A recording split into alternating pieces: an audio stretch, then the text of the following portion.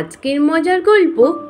একবার রাজা কৃষ্ণচন্দ্র একটি বিশাল বাগান বাড়িতে সকলকে নিয়ে আনন্দভোজের আয়োজন করেন।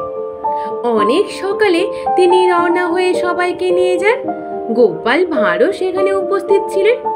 তারপর ভোজন চলাকালীন রাজা গোপালকে জিজ্ঞেস করলেন, গোপাল, এই যে এত লোকজন, এত আনন্দ আয়োজন, এর মধ্যে তোমার কি মনে হচ্ছে? গোপাল ভাঁড় একটু ভেবে বললেন, মহারাজ, সব তো ঠিক আছে, কিন্তু আমার মনে হচ্ছে একটা বড় অভাব রয়েছে। রাজা কৃষ্ণচন্দ্র অবাক হয়ে বললেন, অভাব? কিসের অভাব? এত সব আয়োজন, এত লোকজনের মধ্যে আর কিসের অভাব থাকতে পারে গোপাল?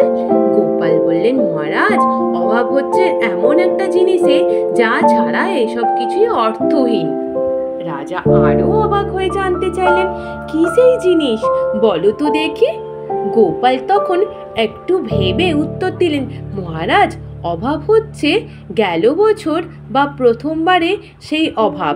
কারণ এই বছর যে আনন্দ হচ্ছে, আগামী বছর আবার ঠিক একই আনন্দ হবে কিনা তা আমরা জানি না। আজকের এই আনন্দ হয়তো শেষ হয়ে যাবে, আর সেই আগের বছরের মতো এই বছরের আনন্দ আগামী বছরে নাও থাকতে পারে।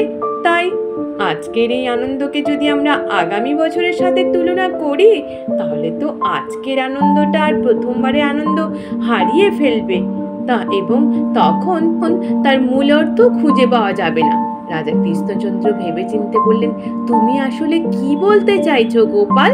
গোপাল এসে বললেন, মহারাজ, আমি বলতে চাইছি যে এই যে আজকের দিনে আমরা সবাই মিলে আনন্দ করছি, কিন্তু ভবিষ্যতে যদি এইসব আনন্দ ফুর্তিগুলো আমরা আর না পাই, তাহলে আজকের আনন্দটা হয়তো আমরা প্রথমবারের আনন্দ হিসেবে মনে রাখবো, কিন্তু যদি একই আনন্দ বারবার হয়, তাহলে হয়তো এই আনন্দের গুরুত্ব কমে যাবে।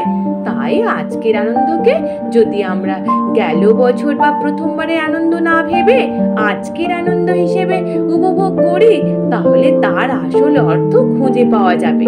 ঠিক যেমন কোনো জিনিস প্রথমবার দেখলে যে আনন্দ হয়, সেটা পরে বারবার দেখলে আর হয় না।